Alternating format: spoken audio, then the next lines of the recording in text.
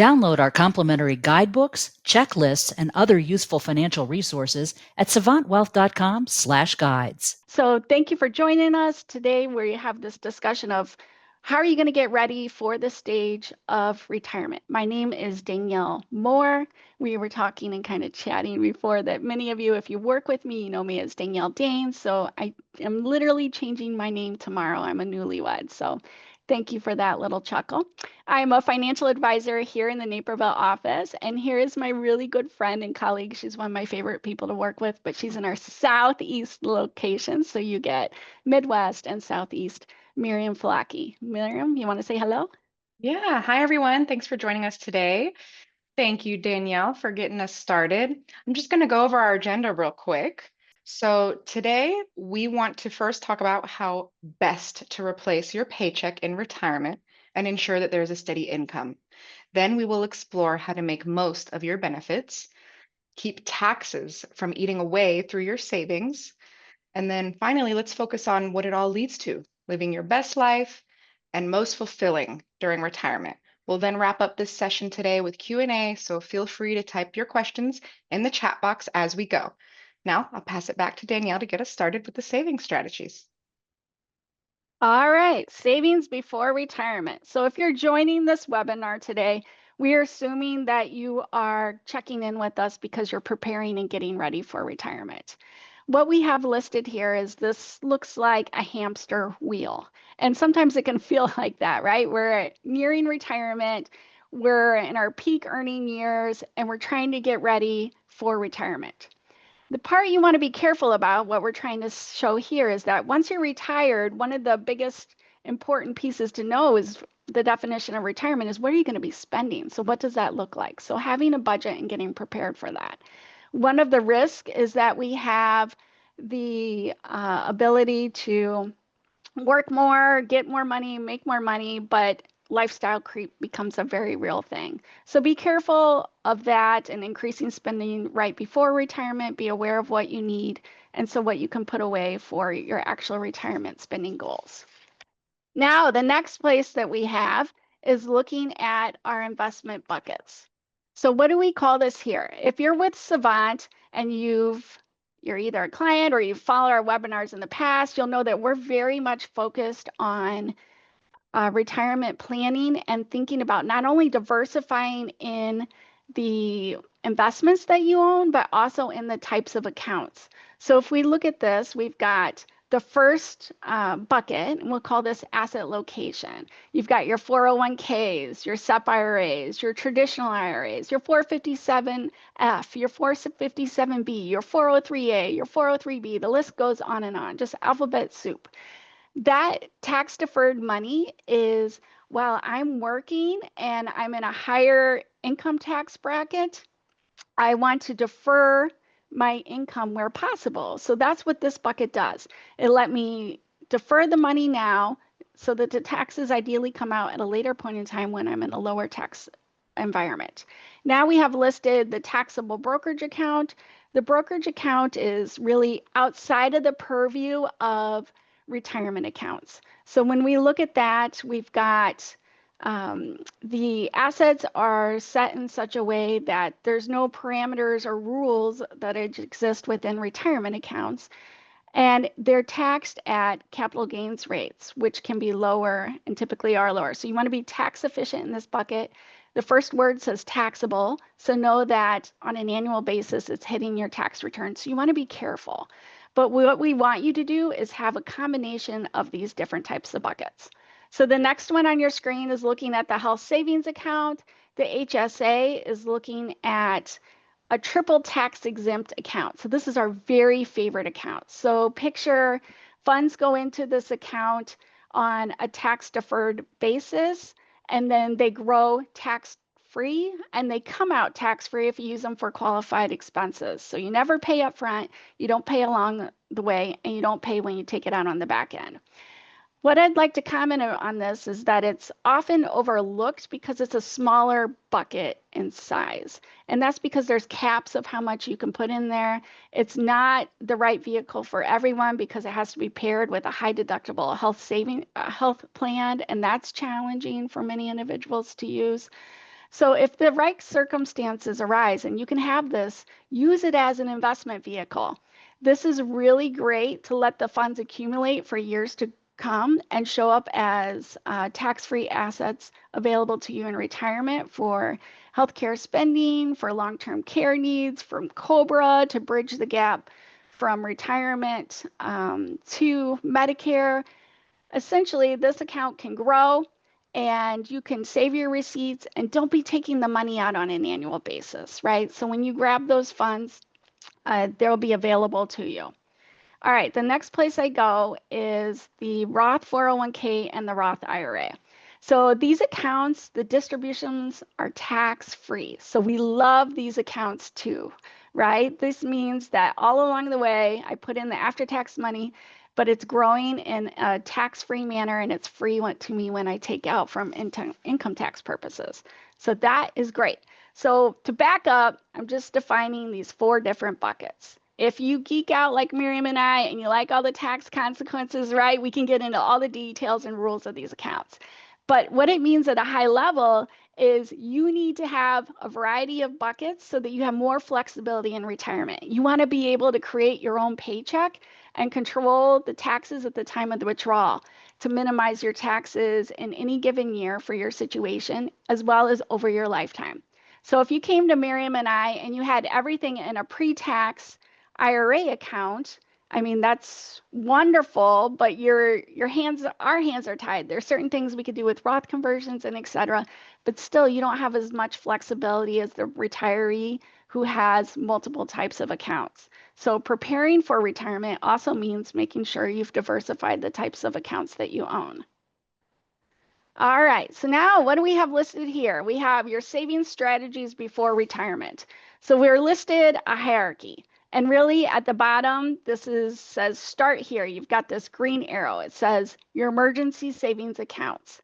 Then above and beyond that, we've got your employer match, your max contributions, and finally additional savings can go into either a Roth IRA or a traditional IRA. The Roth IRA is so wonderful that it has caps on how much can go in there and based on your income. So if you don't qualify because your income is too high, there's possibility of going in through a backdoor Roth contribution. But that's going to depend on the makeup of your accounts and whether or not that's a good option for you. So Miriam and I are touching base on education, but we can't speak to your specific items. So please follow up with your advisor on your specific situation. And the last piece we have at the top is your taxable brokerage account. All right, so here we're talking about maximizing your 401k. Your limit for 2025 is $23,500. I think this is a really nice time to touch base because today is October 1st. We're just now stepping into the 4th quarter.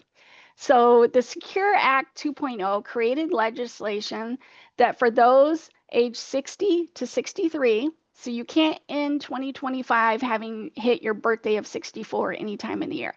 But if you fall in the category of 60 to 63 for this year, you have an additional catch-up available to you of $11,250. That is really awesome. That is something new. It's new this year. And beginning next year, if you participate in that way, it has to be made with after-tax Roth dollars. So the whole point of this is if you fall in that category, just consider looking at that for this year. And finally, do not leave your employer match on the table. So please make sure you're putting in enough at least to get the match. All right, so here we're outlining what's the difference in the types of accounts, Roth versus traditional. So Roth would be, hey, I expect to be in a higher tax bracket in retirement. So therefore, I'm putting the contributions in now in a after tax environment, and it's going to grow tax-free. The maximum, again, what we just spoke through to was the 23,500, 31,500, 31,000 if you're over 50. And then finally, withdrawals are penalty and tax-free if over 59 and a half and held for 5 years. And then for the traditional, you do this if you expect to be in a lower tax bracket in retirement. So you want to take advantage of the fact that, hey, I'm in a peak earning year now, and when I retire, my income is going to be lower. So right now, I want to be taking advantage of the traditional, which means I get the upfront tax deferral, and then I will address the tax consequences in later years, ideally when I'm in a lower retirement age or income situation. And we list on here, one of the differences is that these pre-tax accounts, once you reach age 73, and for some of you on this call, it may be as late as age 75, it's based on your birth year, you have to begin taking a required minimum distribution that's required by law. So if you're preparing for retirement, you just need to know that exists so that you're not surprised in later years that you're going to have a larger tax bill based on what's required to come out, potentially, depending on your spending and et cetera. So what you can do in the early years of retirement is actually control those distributions. So Miriam's going to talk through some of the tax planning items, but that's to give you a little bit of a background. So with that said, let's go into replacing income in retirement. Great job. Thanks, Danielle. So, when clients come to us, we often see that they feel a little uneasy when it comes to transitioning from wealth accumulation to distribution. It's kind of like taking the training wheels off a bike. You know you can do it, but it still feels like a big step. So, I want to talk about how you can replace your income without maybe that wobbly feeling. This chart here is depicting a household or family making somewhere between 400 and 500,000 pre-retirement. And now they're retired and are needing a draw of about 150,000 in living expenses. What you see here in that highlighted yellow box or circle is the yellow bars are showing the different income sources post-retirement that could be like deferred comp, paying out stock options, or maybe rental property income.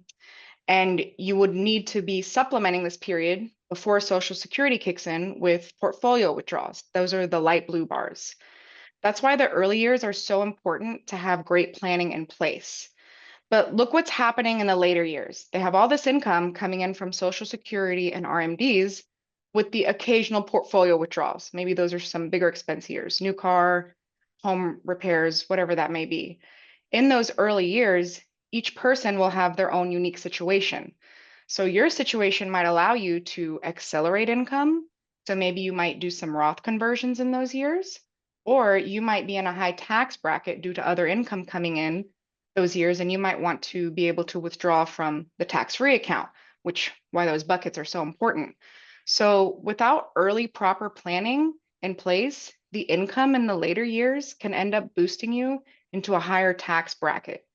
With your own unique resources, this big picture view can really help you relieve the stress and be able to see when and where your income is coming from.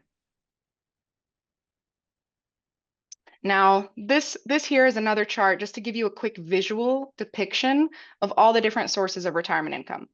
Most people will be relying on the first three: personal savings, Social Security, and employer-sponsored plans. So the savings and employer-sponsored plans are kind of what you have control over right now, which is why it's so important to figure out the best savings vehicle for you pre-retirement. When the sources, again, are unique, so other options, of course, you could do part-time work. If you're lucky, you could be one of those people that has a pension, and then the rental property income. The idea around this is basically to create a robust plan that relies on multiple income streams and creates that well-balanced foundation for the retirement lifestyle you want. So now that we've looked at how to replace your income in retirement and the planning you need to put in place early on, let's turn our attention to maximizing the benefits that you're entitled to. I'll turn it over to Danielle to elaborate on those benefits. Thank you, Miriam. And that chart with the income, and know that you've got this ticking tax time bomb down the road and how to accelerate and bring it in. That's what we do all day, every day. I love that Miriam pulled that together for you. So here I've got a listing of Social Security. You know what? Social Security, I've been an advisor for a couple decades now, and you would think that it's straightforward. It's not. It can be, and boy, is it nice when you have some straightforward decisions to make. But as a whole, it's based on when you're going to retire, if you're married, what's your spouse's planned retirement? What's your health? What's the life expectancy? Do you want to draw from the portfolio early or delay it so that you can get a nice 8% raise each year? If you work with Savant, we have a really nice tool that does a break-even analysis. So it's really great to bring together these different pieces. So we can educate you today, but there's so much to consider. So regardless of who it is, I always have to write down a little grid of this is your date of birth, this is what your benefit is, and to identify the best claiming strategy. And you could be flexible, and as your circumstances change, maybe alter from what you had originally planned. But the factors to consider that I talked about was health and life expectancy. So if you plan to delay your Social Security benefit because you want that 8% raise you get each year between your full retirement age, which for most people on this call, if you're preparing for retirement, I'm going to assume is around age 67. If you are delaying your Social Security, but something changes in your health and something drastically changes, you can always enter the system, right? It's dry powder, it's ready to go. So I like that. Also, we've got listed here the earnings test. So what this means is before your full retirement age, if you want to maximize your Social Security benefits, you need to consider the fact that if you're working even part-time, that if you exceed the earnings test, Social Security is going to hold back some of its payments to you. So specifically this year in 2025, if your income's over 23,400 in the years before of your full retirement age, it increases a little bit leading up to the months right before your full retirement age, but just know that there's an earnings test that exists, right? You don't want to go and file and then not see your full benefit come and not understand why. So that should be factored in. Spousal benefits. So for spousal benefits, you're entitled to the greater of your own benefit or one half of your spouse's. So you should be considering and comparing those. And your spousal benefit isn't going to increase past your full retirement age. So there's lots of different things to think about and consider. Ex-spouse benefits. So if you were married for 10 years and you haven't remarried, you have the ability to claim on an ex-spouse benefit. So this can get pretty complicated pretty fast depending on your factors. And the last being survivor benefits. Survivor benefits, I think, come into play most if there's a health issue. But then above and beyond that, think about Social Security. If there's a marital relationship and something happens to one of you, the survivor is not receiving both Social Securities, they're only getting one. So if at the time of filing and just making decisions about filing, it can be considered, what if you have a smaller benefit and your spouse has a much larger, or vice versa? If there's a significant disparity between the benefits, there can be a considerable advantage to delaying the larger. That being that you get that 8% raise all the way up till 70, so you know that the survivor is getting the highest benefit possible, ideally for many years to come. Okay, so there's just a lot of things to consider is what I would summarize for you, okay? It feels straightforward, and you may have a political or emotional reason why you want to go in and grab it. That's not necessarily wrong, but you should be considering all the alternatives and what works best for your situation. So again, education, but connect with your advisor. You're going to hear that from us a lot because it's very specific to your individual circumstances. Then we've got listed here things to keep in mind before claiming. All right, the earnings test we just talked to and what that looks like, right? Before full retirement age, having some of the benefits held back. In the early 1980s, Social Security became taxable. So this is listed here as a taxable benefit, and the taxes range from 0% to as much as 85%. So in today's environment, you're never having 100% of your Social Security taxed to you, but up to 85%, absolutely. Then we have listed here the withholding brackets. So one of the unique things about Social Security is that you can't just write in the number that you want for withholding. They have 4 distinct brackets. So those are listed here as 7, 10, 12, and 2022. So a pro tip, or what I would share, is that most individuals go in and file for Social Security, but at the time of filing, it does not prompt you for your withholding. You have to send in a separate form. And so often we find that withholding does not exist on Social Security. So you want to be careful about that. Make sure you're withholding in the right places. And the really nice thing is since this summer, the Social Security Administration has announced that you can now do withholding online.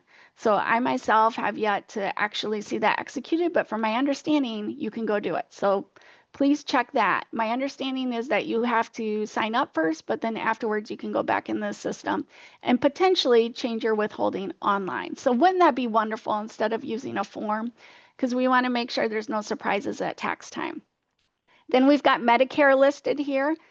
Social Security, Medicare, these are entirely separate and distinct webinars in themselves. So we're just kind of touching the basics here, but you can go back through the library of webinars on our website and absolutely look for, spend the time on some webinars. Just in September, we had a very nice one on Medicare. So that's something timely to be visiting, especially with an enrollment period. But when we look here, it says it can be claimed together or separately. So you can file for Medicare at the same time as your Social Security or not if you're still working and you need to coordinate it with your employer benefits and you're in what's deemed a larger employer plan. And then the Medicare premiums can be withheld directly from your benefits. Now, the lower half of the page is speaking to the Social Security Fairness Act. So this applies to January of 2025. You may remember the law changing, and those of you that were impacted, I bet you absolutely remember. What happens is that the government pension offset and the windfall elimination were removed. They're gone. What that means, teachers, police, firefighters, certain government employees that participated in the pension system had offsets to their Social Security benefits. Well, that's been removed. One thing I'm finding that I want to also give you as a tip too, there may be someone in your life that's exactly in this position, is that Social Security did a great job of automating if you're already in the system and giving those benefits. You got the retroactive payment from 2024 where applicable, and then also you get the increased benefit in 2025. That's all wonderful. But Social Security did that based on individual benefits. So if your spousal benefit is now higher, or you have a deceased spouse's benefit, so your survivor benefit, if that's higher, the system needs to be told to go look for those benefits. So even though you've got your own increased benefit, make sure you're getting the higher of what's owed to you. I've found a handful of people this year that applies to. So just think about if you know somebody in your life who did benefit from this law change and they were already collecting their Social Security, just remind them, hey, are you getting your absolute highest benefit possible? And that's just going to depend on independent examination of each individual circumstance. So that gets a little technical, but if you're that person, please follow up with your advisor. Don't want any money left on the table. And in fact, I'm writing a little article for the Savant website that will go up to give a little greater detail and color around that. All right, so Medicare eligibility begins at age 65. Your initial enrollment period is the 3 months leading up to and the 3 months prior. And then you can have special enrollment periods if you work past 65. You have to make decisions about, is supplemental insurance appropriate for you? Do you want to use an Advantage plan? There's lots of decisions to make. Coordination of your benefits with your employer benefits if you're still working. But the biggest one that we think about in relation to retirement planning is IRMA. So when you think about this, IRMA is not a person in your family that you know. It's related to the income related monthly adjustment amount. So that acronym is IRMA. And IRMA is something you don't know about until it hits you because it's not fun. IRMA says we all pay a base premium for our Medicare. And then if we're in one of the higher income brackets, our premium increases. And it's looking back to 2 years before income. So it can get tricky. So I think exactly right language is used here. Watch out for IRMA. What that means is that this can impact you. You should be planning for it. It shouldn't shape every single decision you make, but you should absolutely be aware of it and be thinking of it. So here's the current table. Here's 2025 numbers from CMS. So this is looking at what's the current premiums, right? So even if you go to, let's pretend you've got $212,000 of income and you go over by $1. You are now moving up into the IRMA range, right? You can see your additional premium. It's increasing by $74. And if we're doing that, you've got that for Part B and Part D in terms of increases. So when we look at those, if your spousal situation, you do that times 12 times 2, it adds up quite a bit pretty fast. So if you have the ability to control your income, you want to be mindful of how this table comes together for you. So this is a big part of what we do in planning. You don't want to not do a great Roth conversion or some other things to benefit your tax situation just because of IRMA, but you should factor it in. And what we see all the time is that if this hasn't been a consideration, so if you're at 65 and you're doing the IRMA adjustment amount, it's looking at your income from 2 years prior. So this is something that you really just can't be surprised about. You have to do tax planning. It's a big part of what we do here at Savant. All right, so here we've got listed health insurance prior to 65. And I will say on IRMA too, it's looking back 2 years. So if you have a death of a spouse, if you retire, disability, you have these life-changing events, you can proactively notify through an appeals process with Medicare and reduce that IRMA surcharge. So that's important to note, and your advisory team can help you do that too. So health insurance prior to age 65.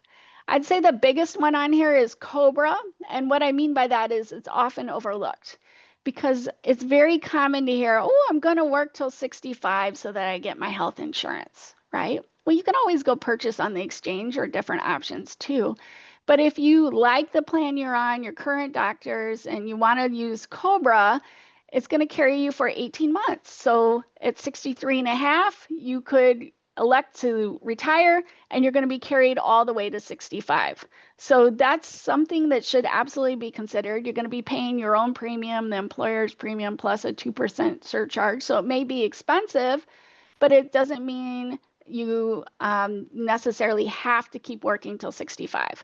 Maybe there's an option to go on your spouse's insurance, maybe purchasing a policy through the exchange, part-time employment to keep up with the ability to have access to a health plan, and then finally HSA. So you can use your HSA account to pay for premiums, but not for the Medicare policies. Once you're on Medicare, you can use it for that, but not for the Medicare. But you can use it for COBRA.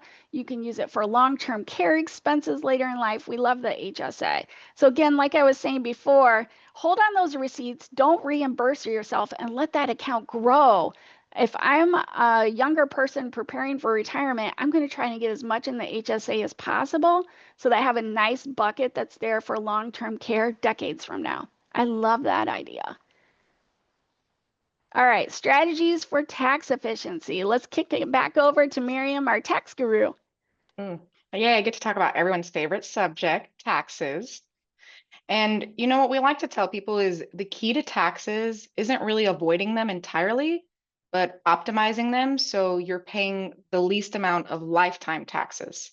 So it's hard to talk about tax efficiencies without referring back to this bucket mantra that Danielle has already introduced us to. So for those of you that are in your pre-retirement years, talk to your advisor, make sure that you're filling each of these buckets with different types of assets. Now, why do you need to do that? It gives you the flexibility to adapt to life changes and or tax law changes down the road. So let's briefly go over these three buckets. The first one, the Roth IRA. That's your your tax-free bucket. That includes the Roth IRA, Roth 401ks, and HSAs for qualified medical expenses. And I love how Danielle keeps talking about the HSA because it is one of my favorite accounts because of the tax-free growth and the triple tax benefit that you get throughout you contributing to it and using it. So we love that one. And then, next is the taxable bucket, right? Which is your brokerage account. And once once you've established like all three, I think I skipped traditional IRA. I'm sorry. The traditional IRA grows tax deferred, withdrawals are taxed as ordinary income. So, ideal characteristics to contribute to those usually is high ordinary income, lowest expected growth, high distributions. So a lot of people have a hard time trying to figure out which one is the best for them to contribute to. And it really kind of just goes down to, do you want to pay the taxes now or later, in the simplest way to put it. But it's also kind of like organizing your pantry. You store items where they will keep best, so you make sure the ones you use the most often are easily accessible and so on. So for example, when you're placing different investments in the different accounts, we practiced asset location, which Danielle mentioned earlier. Some examples of that would be like REITs and bonds. We usually place those in IRAs because they're taxed as ordinary income. So you want to defer that ordinary income tax and put those away in that type of account that is also taxed as ordinary income. Individual stocks usually belong in the taxable accounts where your beneficiaries can get a stepped up cost basis. International stocks are better off not in an IRA because there's no foreign tax credit in IRAs. And then finally, the highest growth potential items should be placed in a Roth where the appreciation will not be taxed. Now, this applies if you have all these buckets and you're kind of able to practice this tax asset location. But I want to give you an example for some new clients that we onboarded in retirement recently. They make about $250,000 a year, retired, came to us with individual muni bonds in their taxable account. Since muni income is federally tax-free, that makes sense, especially while they were working. But now that they're newly retired and have a lower income, they're in a lower tax bracket. It doesn't necessarily make sense to hold those muni bonds. So we'll let the munis mature in the taxable account and then replace them with corporate bonds in the IRAs, and stocks will be held in the taxable account instead of the munis because of the preferential rate for capital gains and qualified dividends. So when you're retired, you have more control over your income. And again, like with the proper planning, you can also have some control on your taxes. Go to the next one. All right, Roth conversions. So I think we're hearing that a lot more and more lately. But what exactly is a Roth conversion? Right? It's essentially taking money out of, I'm sorry, I'm losing my slide here. Oh, can you see this okay? Oh, The yeah. voluntary transferring. Sorry. Okay. No worries. This ties to your beautiful income slide, right? Okay, yes. The high income. The Roth conversion means transferring funds from your tax-deferred account into a Roth IRA. So prior to retirement, individuals might fund a Roth 401k or a Roth IRA through sources of wages. For the Roth IRA, you're capped but the Roth 401k, if that's an option, it doesn't matter how much you make and you can still contribute to it. But the Roth conversions are a very common planning strategy for our clients between retirement and the year that they have to start taking RMDs. You're simply choosing to pay your taxes today rather than a future later date so that you're able to draw in the future tax-free from your Roth. Now, what are the reasons to do this? There can be a lot, but typically this would be if you anticipate that your future income tax bracket might be higher, so you can take that tax hit now. You might have some additional pensions or deferred comp that's going to last for, throughout a good portion of your retirement. Or you might have goals where you want to give assets to your children, which have no tax implications. And there's also no RMDs with Roths. So it can be true that even those individuals that will maintain a higher income tax bracket can benefit from the Roth conversions, primarily because of the tax-free growth in the Roth IRA over a long period of time. So why don't we all do this? Well, first of all, it creates a tax liability. And then it's just important to analyze whether any of these situations will allow you to be in a lower tax bracket. The reason that investment buckets are important for individuals making Roth conversions is because other buckets like cash and after-tax investment accounts help them maintain their spending goals while minimizing their income tax situation to allow for larger Roth conversions. So if you find yourself in a situation where it is the right time to do the conversions, you should go ahead and do it. Another point we always like to make is if you don't have the cash on hand to pay for taxes of the Roth conversion, we prefer not to do it, because taking money out of a traditional IRA to convert to a Roth and then taking money out of it again to pay the taxes, it just kind of starts to pile up. But like what Danielle mentioned earlier, we also want to consider some factors like IRMA and how much you are accelerating your income with a conversion. Now, that's not a reason not to do it, especially if you have good reasons to do it, but that is part of the planning process, just to make sure, because you have control year over year of how much you want to convert. You do not have to convert the entire pre-tax account to a Roth in 1 year. It's actually best to do it over the course of a few years if you can. So now that we've covered the Roth conversions, let's just jump into some of the tax strategies here. So just to wrap this up, I have 5 quick strategies I want to briefly touch on. Optimizing your lifetime taxes. So income tax planning is all about legally minimizing the taxes you pay throughout your lifetime. Sometimes paying a little more now can save you a lot down the road. All right, second one, adjust the income timing. This is something I discussed earlier in this presentation, but those early retirement years, you remember that pretty graph, Danielle's favorite graph, those early retirement years can present an opportunity to accelerate or deaccelerate retirement income. And that is when it becomes important to do a tax analysis to understand where you stand today and what future tax brackets will look like. Third one, tax loss harvesting.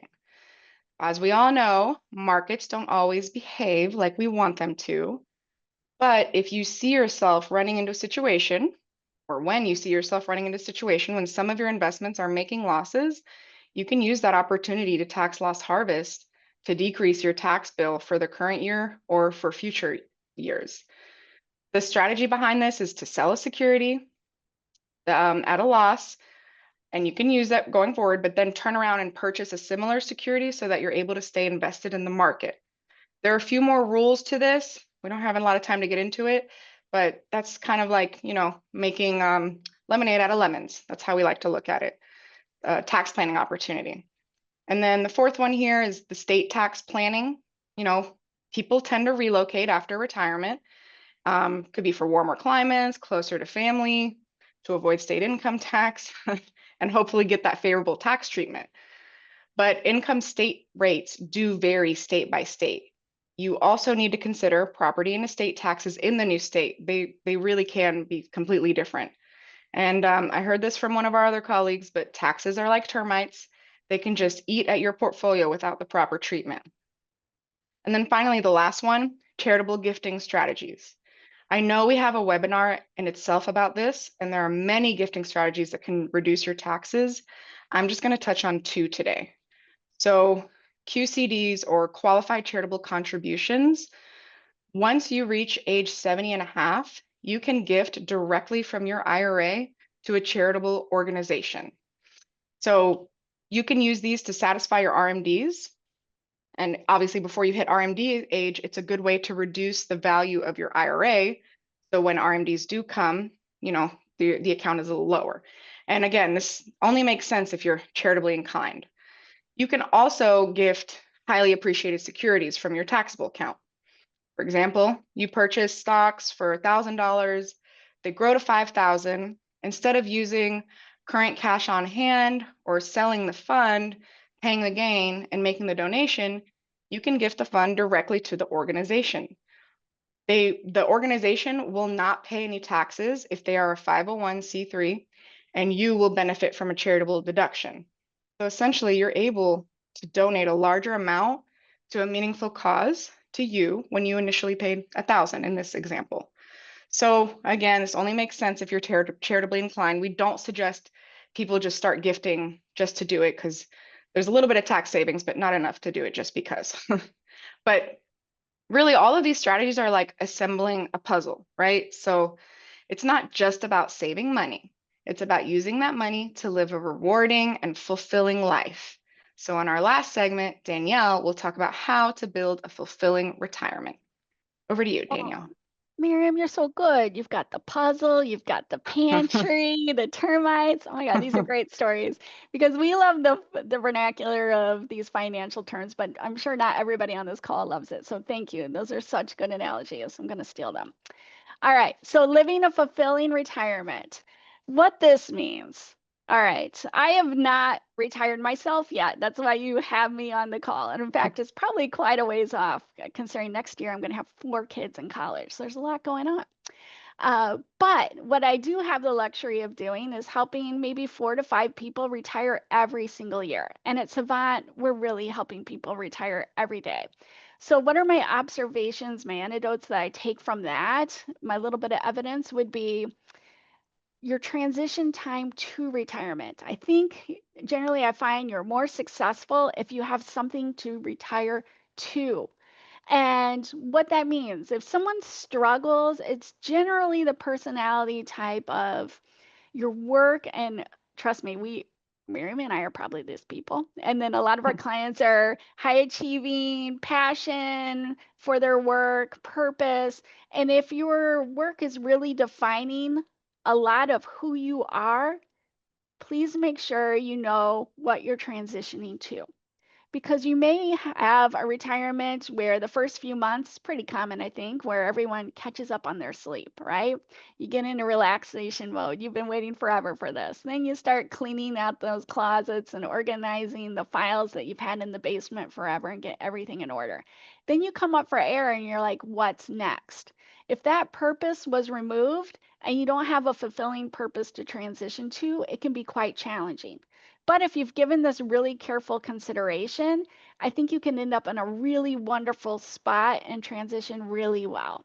And so, not only having the retirement plan and projections lined up, but what are you retiring to? Are you going to do more athletics? Have you started figuring out what that looks like? Are you going to watch grandkids or help the family out a couple of days a week? Well, maybe some sort of experience beforehand of what that looks like so you don't step off into that commitment and it not be a good fit for you, right? There's so many things to consider. Are you going to do more charitable volunteering? Are you going to invest in your family and your relationships? That's all wonderful and you can explore it at that time. But if you explore some of it in advance, oh, it's so much more rewarding. And you have a better idea of what your budget should look like. We can help you shape all this and get you in a good place. So we get really excited about this retirement factor too. I know some of you have put questions in throughout the webinar, but if you have a webinar, please please throw them in the Q&A box because we're going to take those in a moment. But essentially, transitioning your retirement, we want you to be successful. And I think what we often find is that no matter how secure the retirement is, you don't feel secure because you've always had that income coming in and now it's time to replace your paycheck. So even though you have the ability and all the planning's been done to prove that, if you don't have the planning, I don't even know what that's like. That's like diving off the deep end and not knowing how to swim. I would panic. Some people can live like that. I can't live like that. That's why I'm a financial planner. But even if you have all the planning lined up, you can still feel a little bit uncomfortable. That's natural, that's normal stepping off. We try to reassure our clients in that. And let me tell you, once we get a couple of years in and you see that the distributions have come out, but your portfolio is still maintaining primarily the principal, there could be points in time, the timing of when you retire, down market, sequence of returns. But as a whole, you're going to see that security that's there. You're going to have a nice sigh of relief. And then we're going to be nudging you to like, how you want to spend this money, right? We don't need to be so cautious anymore. So that's what I would say is a nice transition to retirement. Now we have listed here at Savant, if you're a current client or if you've worked with Savant in any capacity, you've likely seen this document. If not, there's a link in the chat. You can go in and grab it. This is really, if you're going to your physician on an annual basis, as we all should, to get our checkup for our physical and overall health, mental health, everything, our well-being, that's important, right? Invest in yourself. Well, in addition to that metric, that's all the health and well-being. On the other side, what about the financial areas of your life? This is an assessment, really taking an annual checkup of where you're at. So if you go through this process, what it's listing on this wheel is the 10 key areas that we focus on. And what it's going to do is score you in terms of and prioritize where are you doing well and where are some ideas for improvement. And this is a good, nice tool, especially for beginning an initial relationship with an advisor to assess where to begin. But then above and beyond that, it's nice to actually check in over time to see, oh, look at the progress that I made, right? Some of us want a sticker on the little chart, right? It gets us a little excited. I want the gold star. So this is what the financial health assessment tool is.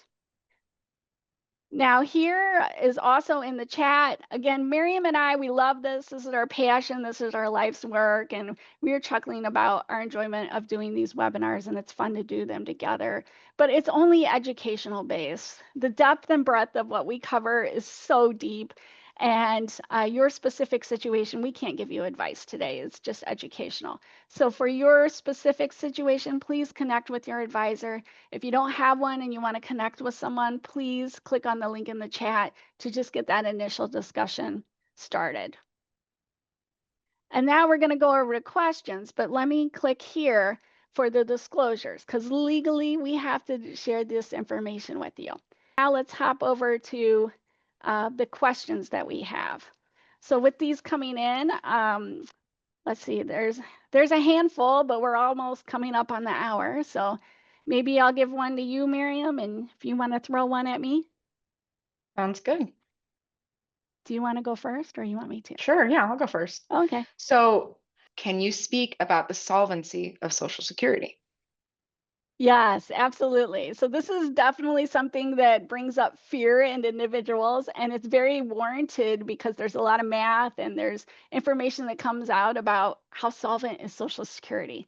So we know that in 2033, Social Security has a problem. It's no longer fully funded. Does that mean that your Social Security is going to disappear? No. If no additional income comes in above and beyond changes to legislation or things like that, we just continue with the current status of paying in and then paying out benefits. So the workers are paying in and then the beneficiaries who have claimed their benefits are receiving benefits. Beneficiaries are expected to receive 81% of their payments. So that's a haircut there. Nobody wants a haircut, but and I feel most advisors in this space feel strongly that Social Security is going to have to resolve it itself. Unfortunately, it is a political move. I think it's very challenging to cut a retiree's Social Security benefit. So that's very unlikely to happen. But what's more likely to happen is there's a cap on Social Security wages right now that are taxed. Remove the cap. Full retirement age is 67. People are living longer, working longer. Push that age out. I'm not saying they should do this, but these are the different things that could be changed. Also, the payout rate. Social Security also pays a higher replacement rate to lower income wages, right? So changing that for higher income wages to even adjust it more so the replacement rate is lower. So making it a little bit more means tested. There's so many different proposals out there. And what I want to remind you of is, yes, we know that's in 2033, but last time we had a crisis in Social Security was the early 1980s. And at that point in time, I'm sorry, I always where my camera's at. So in the early 1980s, it literally was resolved the month before. So I think we're going to be talking about this for a long time. I wouldn't want it to give you any sort of pause or concern for you that are approaching very close to retirement or retired. If you're Miriam and I and you're a little younger and not yet retiring, I think it's very real that the situation is going to change for us, but that's all going to be defined, in a handful of years. So that's what I would say about Social Security. It's real, the facts exist. Unfortunately, it's going to take some changes, and that's likely not going to happen for some time because of political pressure, but we'll see. All right. And then here's another question. Again, we're getting very close to running out of time. Oh, and it ties back to my favorite slide. What if you have most of your money in pre-tax money? Miriam, we also talked about the buckets, right? And you want variety. how did they say specifically, how does it impact me if here I've put all my money? They're probably talking about their employer plans or IRAs, right? And that's a very reasonable thing to do over the years. How's Yeah, that of impact me? course. Well, first of all, I'm sure that was done because you wanted to save tax, initially funding that pre-tax bucket. But it also depends on what stage of life you're in. So if you're in your early 60s or around 65, you're not taking Social Security yet, and depending, on cash savings, et cetera, it could be a good opportunity to do some Roth conversions. You know, Depending on where you are, how close you are to retirement, I would start at least saving some more in a taxable bucket so that you do have that ability to do Roth conversions without using the pre-tax money. Um, but also, it's not the end of the world to have just the pre-tax money in retirement. Presumably you should be in a lower tax bracket if Social Security is going to be your only income source and the rest from your IRA. But there are solutions that you can do, and it's really just unique to your situation, depending on if you have a partner, how old you are, and when you're going to take Social Security. Like Danielle mentioned, every year that you delay taking Social Security, that's going to go up 8%, especially for those that are nearing retirement. And we do get that question a lot. And with our younger clients, a lot of them, when we do our planning, which is why it's so important, is they don't want to count on Social Security. So they just want to make sure that they're saving enough now to make sure that they can fund their retirement. So having the money all in pre-tax is not the worst thing. And if you're still working and you just have a couple years, there's another question like that in here. You can switch to Roth 401k. If your company offers Roth as an option, that's becoming more and more popular. You can switch to the Roth. You can start doing your Roth contributions. You won't get that tax savings that you're used to. So for some people that can hurt a little. So if that's, very important to you, I would maybe do it in chunks, maybe do 50% Roth, 50% pre-tax. But if you are the person that has everything pre-tax, I personally think it would be nice, to just start building out the Roth and put everything in the Roth for those last few years that you have before retirement. All right, great. Thank you, Miriam. I think we're pretty much Yeah. done for the day. And thank you to everybody who joined us. And I think we'll wrap things up now. Yeah. Thanks, everyone. Have a great day. If you enjoyed this webinar, visit savantwealth.com/guides and download our complimentary guidebooks, checklists, and other useful financial resources.